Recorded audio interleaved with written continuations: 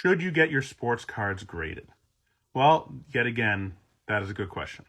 If you happen to have a Kobe Bryant rookie card, there's a good chance that you might want to have it graded if it's in good shape. But who should you have graded? Well, there's two big dogs, there's PSA and Beckett. So they cost a lot of money now. When I had this thing graded, it was $33. Now, to have this card graded would be probably over $100. So there, if you've got a card that you think is worth $10,000, okay, PSA and Beckett, probably the place you want to go. If you can't afford them or the card doesn't make sense to have it graded, the next level would be either CGC or SGC. So those two are the next tier down of it. So you'll know CGC from grading comics. They're the top one for grading comics. And then SGC is another one that's kind of like up and coming. They're not as expensive, but people don't look at their grades and think of them as highly.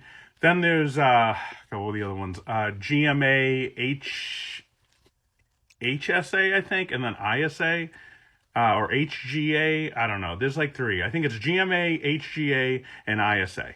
So if you use those ones are like, no one really thinks highly of the grades, but at least they'll be graded. Only do it if the card is very desirable and in really great shape. If the card is like Michael Jordan's rookie card and it's creased 50 times, then sure, you could probably still have that graded out as a 1 and it still has value. Other than that, if the card has messed up corners or it's got a crease or it looks like, it just got wet and it's got water damage, don't grade those cards. Just, throw them on eBay as is and someone will just take a flyer on it. Let those people grade it. Because grading is not cheap.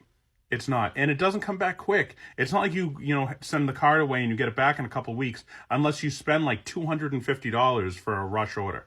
Otherwise, it can take like up to a year to get your cards back. So, go on eBay. Look up the grades. If the grades if like you have this Kobe card and it graded as an 8, and an 8 is worth $250, and it'll cost you, through one of these lower level places to get it graded for $30, and you looked at the corners and the centering and you think the card is going to be like a 9 or a 10, okay, then it's worth doing. But if it's just some kind of common card, and just because it's Michael Jordan or Shaquille O'Neal, that doesn't mean it should be graded. Just really do your research online. Always look up. Don't look up to see what a 10 goes for, because less than 1% of the cards grade as a 10.